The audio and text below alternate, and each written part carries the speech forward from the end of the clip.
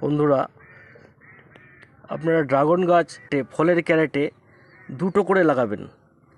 যদি আপনারা 3-4টে করে লাগান তাহলে পরে আপনারা তাকে ভালোভাবে খাবার দিতে পারবেন না। 2টো করে গাছকে লাগিয়ে আপনারা এইভাবে তুলে মাচার ওপর দিয়ে এগুলোকে ঝুলিয়ে দেবেন।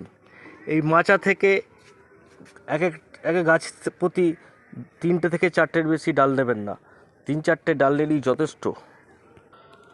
আমার এই গাছগুলো 4 মাস আগে লাগানো। এই গাছগুলো আস্তে আস্তে বড় হয়ে এগুলো মাচা থেকে ঝুলে যাচ্ছে।